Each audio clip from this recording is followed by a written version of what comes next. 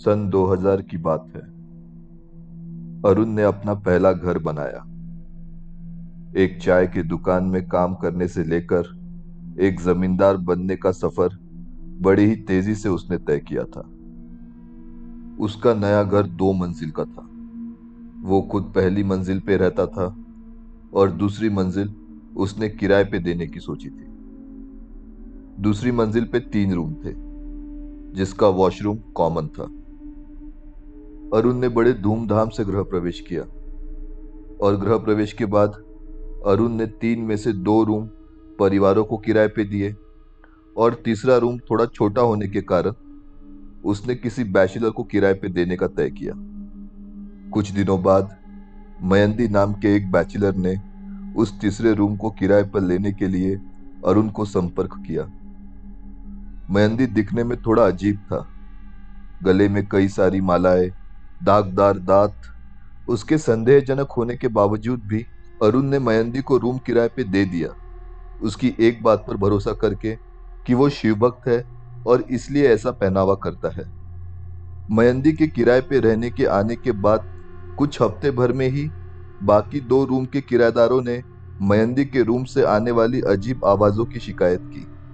अरुण के मयंदी को पूछने पर मयंदी ने अरुण को जवाब दिया कि वो शिवभक्त है और इसलिए वो देर रात तक शिवभक्ति करता है और किराएदार जिस आवाज की बात कर रहे हैं वो उसकी प्रार्थनाएं हैं। अरुण ने मयंदी को आवाज कम रखने बोला ताकि बाकी किराएदारों को दिक्कत ना हो। एक रात अरुण को नींद नहीं आ रही थी। वो अपने बेड पर करवटें बदल रहा था।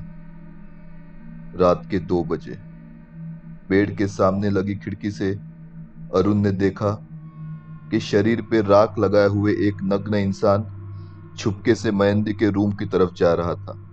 उसने उस इंसान को रोकने का सोचा। जैसे ही अरुण अपने मुख्य दरवाजे की तरफ गया तो उसने देखा कि पहले इंसान की भांति ही दूसरा एक और इंसान, जो पूरी तरह राख में लिपटा है और नग्न है, मयंदी की रूम की तरफ जा रहा है। जैसे ही वो दोनों इंसान मयंदी के रूम में गए, अजीब मंत्रों से पूरा घर गूंजने लगा। मंत्रों के उच्चारण सुन अरुण डर गया और डर के मारे अरुण ने मयंदी से दूसरे दिन सुबह बात करने का तय किया। अगले दिन सुबह अरुण ने मयंदी को अपने पास बुलाया और रात को घटी इस घटना के बारे में पूछताछ की। मयंदी बोला वो दोनों आदमी उसके दोस्त है और शिवभक्त है। अरुण को अच्छी तरह से पता था कि मयंदी झूठ बोल रहा है। उसने मयंदी को धमकी दी कि वो सच बताए या उसका घर खाली कर दे। बहुत समय तक अरुण और मयंदी की नोकझोंक चली और फिर मयंदी ने कबूल किया कि वो शिवभक्त नहीं बल्कि एक अघोरी है। बड़े ही आक्रामकता से उसने अरुण को धमकी दी कि अगर अरुण ने उससे आगे पूछताछ की या उसने पुलिस के पास जाने का सोचा तो मयंदी उस पे काला जादू कर देगा। मयंदी की धमकी से अरुण डर गया। दिन बे दिन बेशरम मयंदी और जोरों शोरों से तंत्र मंत्र करने लगा और ये सब के कारण बाकी के 2 रूम के किराएदार परेशान होकर रूम छोड़कर चले गए। पूरे घर में नकारात्मकता फैल गई। बेचारा अरुण बहुत दुखी और चिंतित हो गया था। फिर एक दिन अरुण का पड़ोसी भागते हुए अरुण के पास आया और बोला कि उसका नवजात शिशु कहीं गुम हो गया है। वो अरुण को अपने साथ पुलिस स्टेशन कंप्लेंट लिखने के लिए चलने के लिए बोल रहा था। अरुण ने भी हामी भरी। घर से निकलते ही थोड़ी ही दूरी पे जाके वो पड़ोसी स्तब्ध खड़ा हो गया। सामने एक ब्लैंकेट का टुकड़ा पड़ा था। उस ब्लैंकेट के टुकड़े को देख पड़ोसी बोला, ये ये मेरे बच्चे का ब्लैंकेट है। इस ब्लैंकेट में ही मैंने अपने बच्चे को लपेटा था। इसका टुकड़ा यहां पड़ा है, इसका मतलब मेरा बच्चा भी यहीं कहीं आसपास है। पड़ोसी की ये बात सुनते ही अरुण के दिमाग में मयंदी का ख्याल आया। उसे लगा कि जरूर इसमें मयंदी का हाथ होगा। वो दौड़ते हुए मयंदी के रूम की तरफ गया। पड़ोसी भी उनके पीछे ही थे। उसने मयंदी के रूम का दरवाजा जोर से लात मारकर खोला और उसके बाद अरुण जो देखता है उससे अरुण का कलेजा कांप उठा। अरुण ने देखा कि वो बच्चा मयंदी की गोद में है और मयंदी के हाथ में एक बहुत बड़ा छुरा है।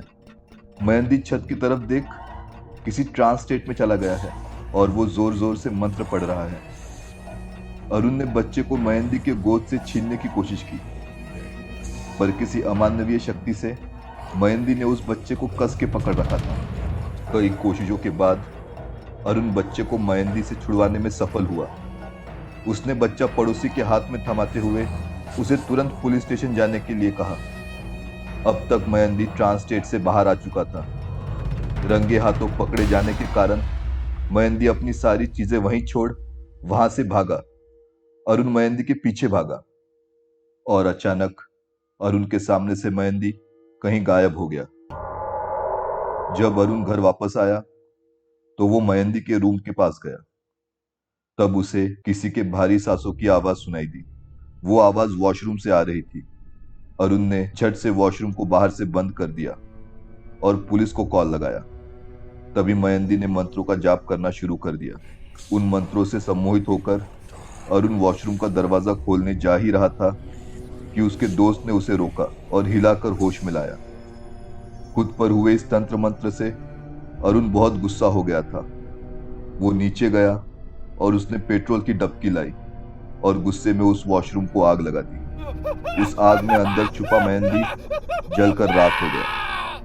उस घटना के बाद अरुण को 2 साल की सजा हुई। ये 2 साल घर बंद ही रहा। जब अरुण जेल से छूटा तो अपने घर आकर उसने घर रिनोवेट किया और उसे वापस किराए पे देने का सोचा। रिनोवेशन के समय उसने मयंदी के रूम को पूरी तरह तोड़ दिया था क्योंकि उसे उस जगह से नकारात्मक ऊर्जा महसूस होती थी। फिर उसने वापस दूसरे मंजिले के 2 रूम परिवार को किराए पे दिए। हफ्ते भर में ही एक किराएदार ने अरुण से शिकायत की कि कोई लगातार रात भर वॉशरूम के आसपास चलता रहता है।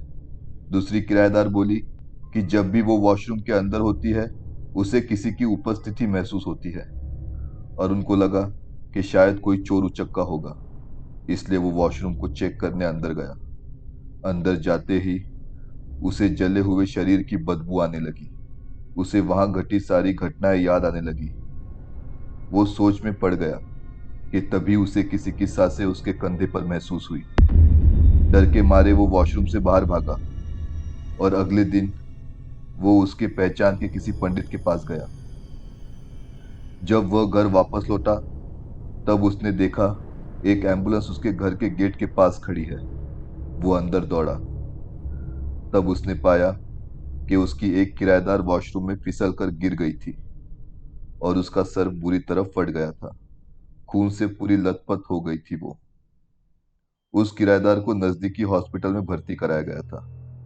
जब वो होश में आई तब उसने बताया कि वो वॉशरूम में फिसली नहीं थी, बल्कि जब वो वॉशरूम में थी तब एक भयानक पूरी तरह जले हुए आदमी ने उसके सर पर किसी चीज से वार किया, जिससे वो वॉशरूम में बेहोश हो गई।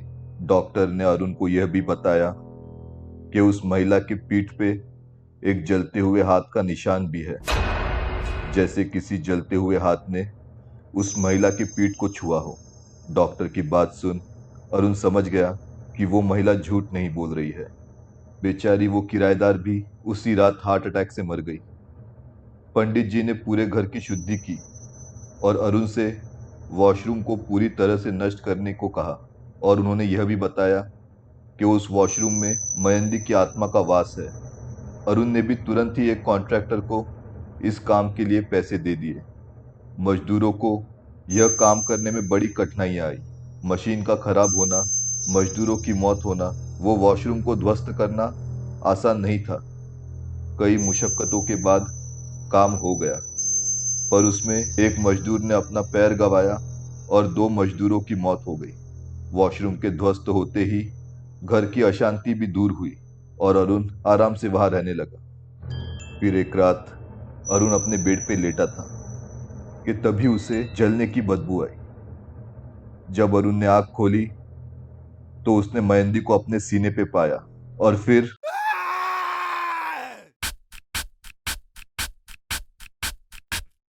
आपको ये कहानी पसंद आई है तो वीडियो को लाइक करें और चैनल को सब्सक्राइब करें। आपको हमारे नए वीडियो के नोटिफिकेशन मिलते रहे, इसलिए बेल आइकन को क्लिक करें। अगर आपके पास ऐसी कोई कहानी है तो डिस्क्रिप्शन पे दिए ईमेल आईडी पर हमें मेल भेजें।